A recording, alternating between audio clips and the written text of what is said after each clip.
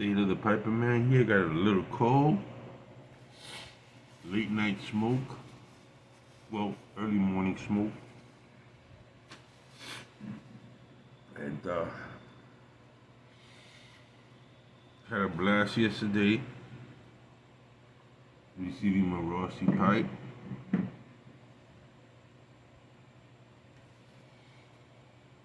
I'm actually smoking one of them now. The Rossi Norte.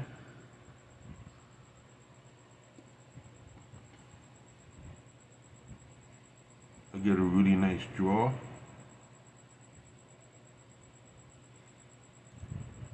Small, fits in my hand. About 5 inches. Easy to grab. Easy to clinch, which is what I wanted.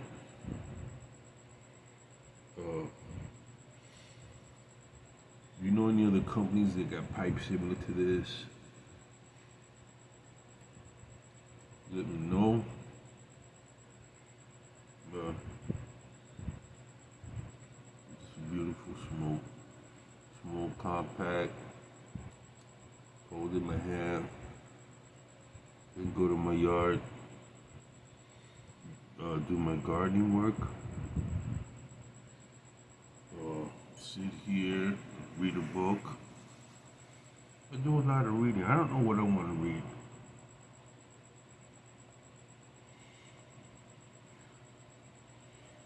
While I do read the Bible, I want to read something on meditation because I'm starting to figure this out. That piping is a good way of to begin your meditation.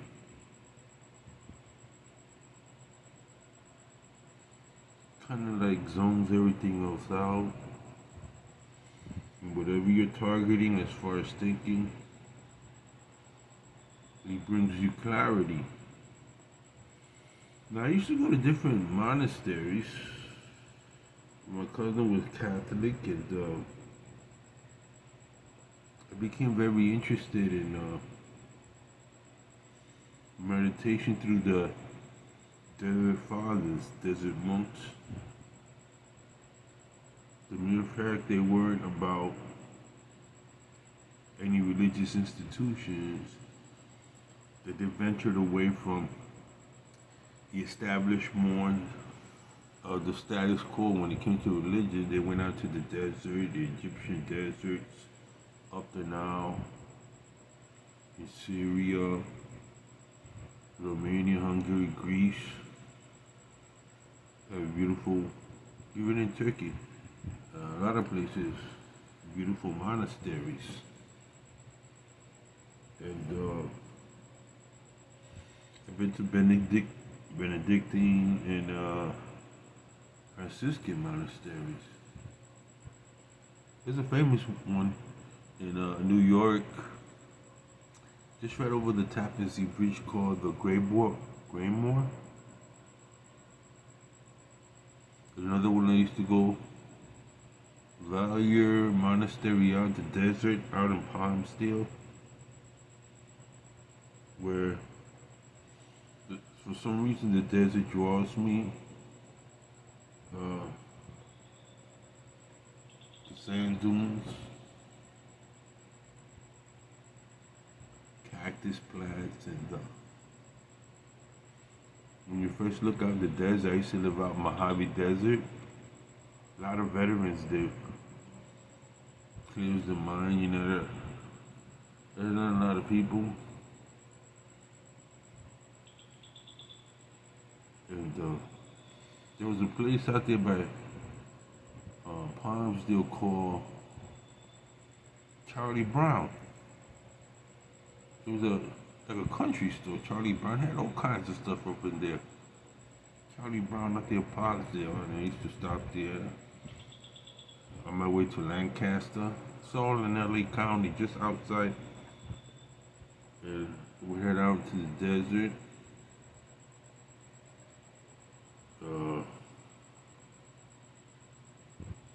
out there by Lancaster Valley. People are very different and very nice, very people that tend to live out in the desert. They have to depend on one another, oftentimes, and for water purification. So I used to go every year for 6 months, 8 months.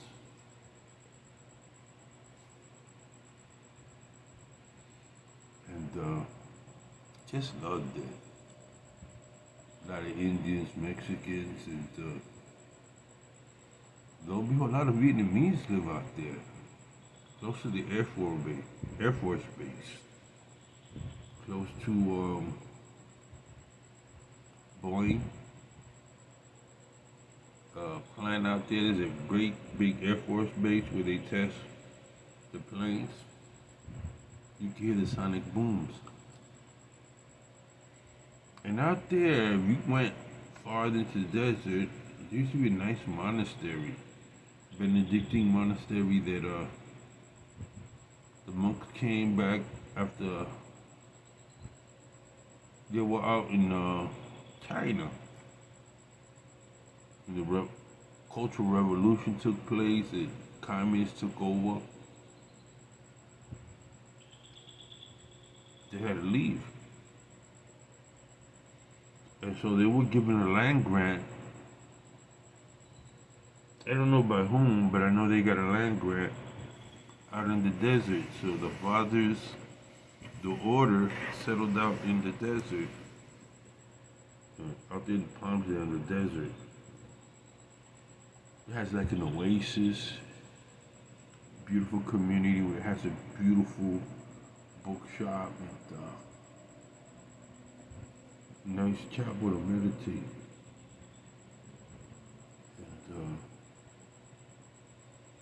And they welcomed those that were not of the order, to come in, and I would come in and sit in the back with a friend. And they would do their thing, and I always liked the Gregorian chant. I always liked the liturgical, that monotone. Hallelujah. I would sit there. And, once they left, I'd have the place to myself, and the beautiful sacred space would be there, and I could meditate. I'm God. My purpose, how I could be a better person, I could keep the commandments, and but mostly thanking him for preserving me. So when I first began interest in the Desert Fathers, it was through my cousin he wanted to become a priest at one point. We went to Rice High School, and from there he was an altar boy. He was gonna be a priest. I wasn't a Catholic. Yeah, he would invite me, and we go to the church and watch them dip their hands in water and make the sign of the cross. I thought that was pretty cool. What I liked were the candles they would have, I guess, for the prayers, and things that were ritualistic always drew to my attention because they had an intent, they had a meaning. So my cousin gave me Thomas Merton books, his biography. It was contemplative, prayer. And then there was one book called The Desert Monk, The Desert Fathers. Obviously put together with the help of some other priests. And then his travel, I found it very odd that he had traveled to Vietnam where he died to meet Buddhist monks because he was very interested in their form of meditation. And I found that so interesting that he was that open enough to realize that there are other religious orders that also meditated. So as I began to study, Thomas Merton led me to study other people that were involved in meditation. There were Trappist monks, there were different types of monks. That led me to the mystics. I started reading the mystics.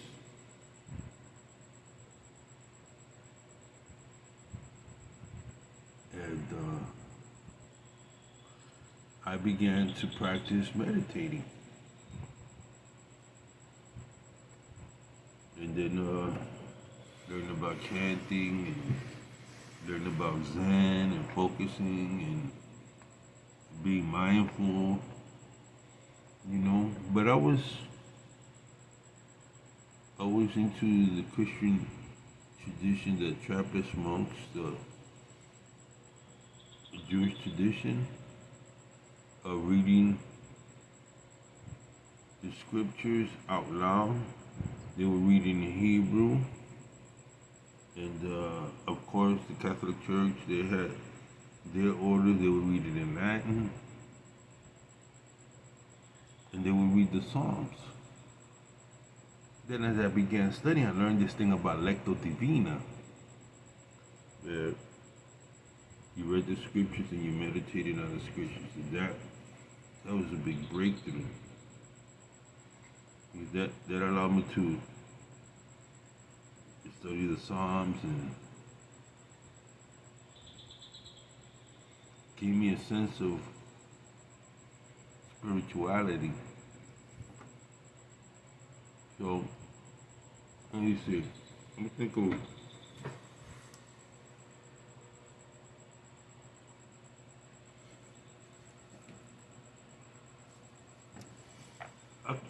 I think I'll go back and start reading this one. The Lives of the Desert Fathers. And I've had it there for a while, and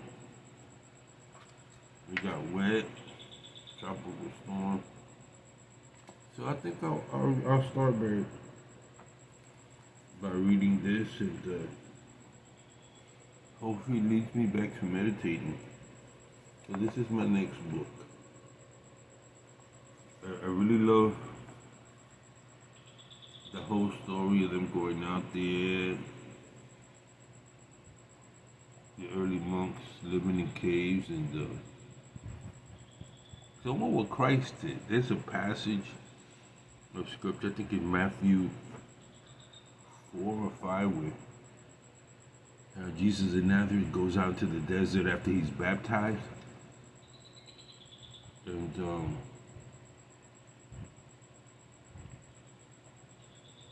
he's tempted. There's nothing around him but Lucifer, the dragon, the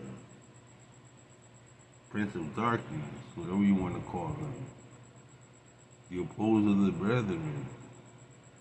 And he's out there for 40 days fasting.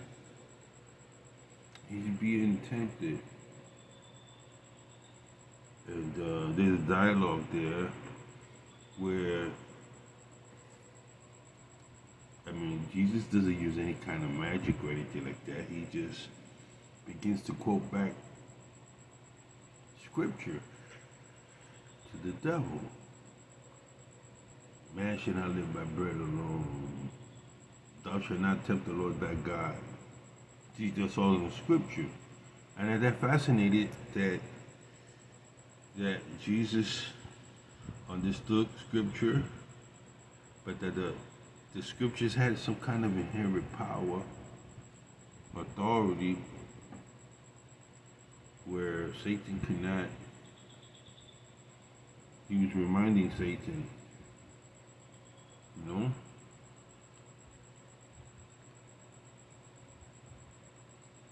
I find the life of Jesus to be so intriguing. He was always in the desert regions, always away from the institution of the temple where they had all those Jewish sects.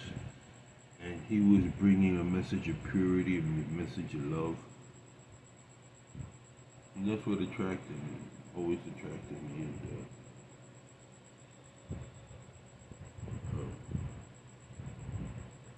the pureness of his teaching of love attracted me, and how these monks went out to the desert trying to emulate, trying to find a union with God, you know. That's why when I went into the military,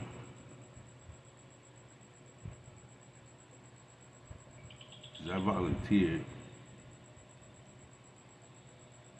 I could only see myself doing military service by providing medical help.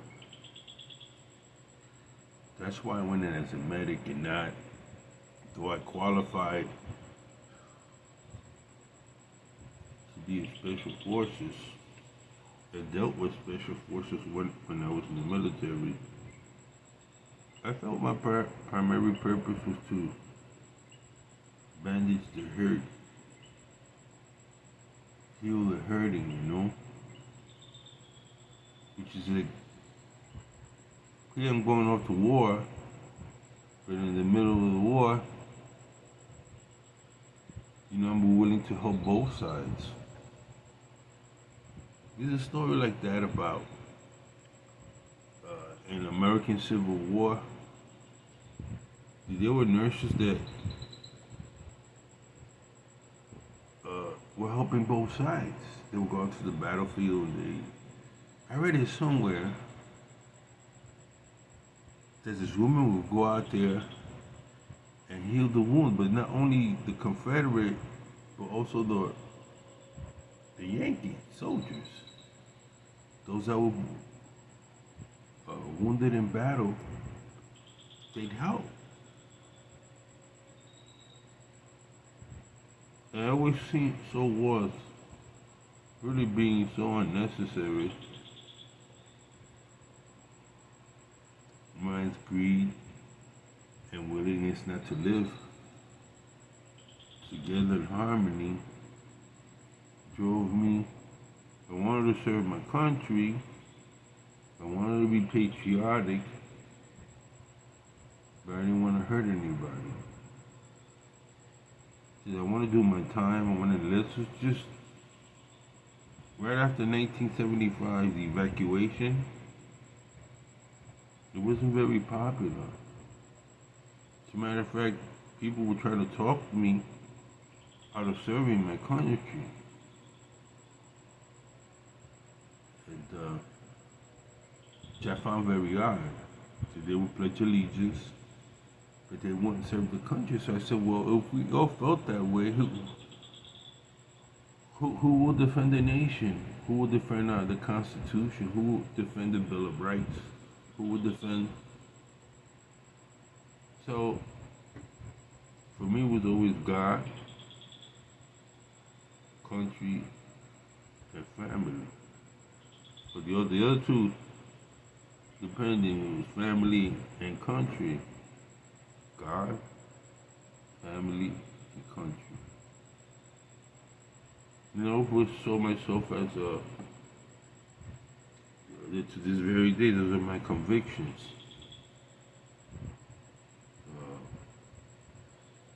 To mend the brokenhearted, to mend the patriotic. Not everybody's like that.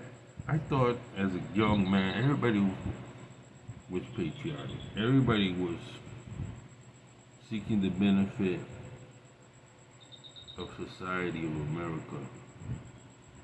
But that isn't true. So when I came out, I was kind of like lost. That those perceptions were, I became skeptical. There was a kind of emptiness, kind of anger that I had. And so my cousin, led me into meditating, led me into the study of the Desert Fathers, and these were, these were men that were sick and tired of society, the corruption, the formulated church, and they were purely seeking after Christ. So the whole thing of Christ loving, healing the sick, helping the poor, and not being part of the status quo. It what gets me when he told Pontius Pilate, my kingdom is not of this world. And so to me that's like huge. Like I'm just walking through life here, man. And while I'm here, what am I to do? To begin asking questions. Will I war? Or will I heal? Help heal. Help bring people together. And so pipe seems to help me to form a meditation. And a way where I can take a quiet time. Now I got more than that, I gotta be tired. And now even more that with this COVID thing, we've been isolated. The first time the whole world was isolated. I remember watching the TV. I looked at Naples, Italy, Rome, Paris, places that have been Barcelona, Genoa, the Philippines, places in the United States, cities empty. Everybody on lockdown. The world seemed to be like a lockdown. Tokyo, Nagasaki, Hawaii, Pearl City, state of Seattle, Washington, lockdown, New York. Everything was on lockdown. And I said, oh my God, this is so apocalyptic. And people had fear.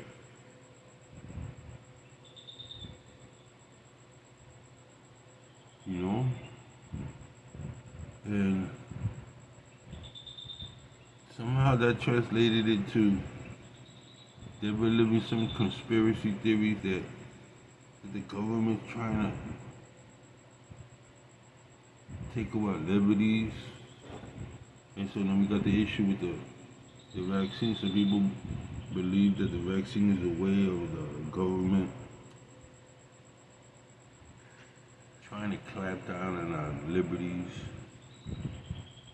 I don't see it that way. I see that this is a worldwide epidemic.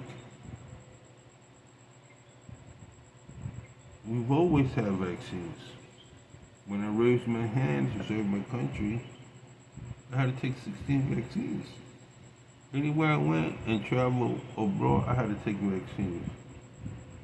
So I'm like, we've come to the point now where we don't trust the government for its well-being of its citizens.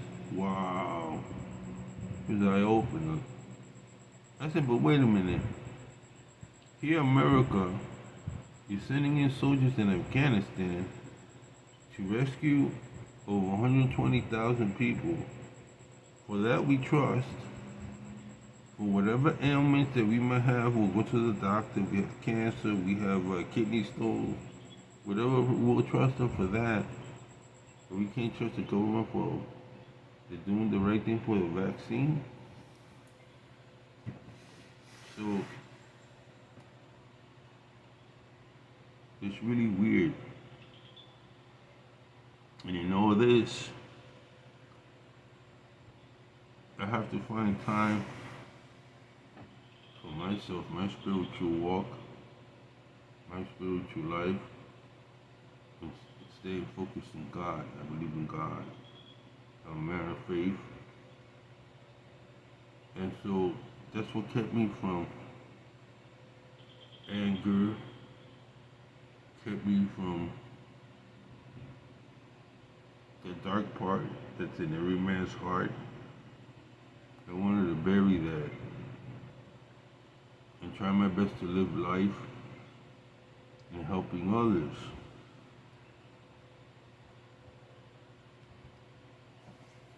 And so I began studying the Desert Fathers and saw the purity of the first individuals that went out there and they find each other. They kind of checked out, like a lot of the hippies did. The hippies were using drugs and acid and LSD to find a higher power. And so my interest in the meditation, I see that there's a correlation with pipe smoking.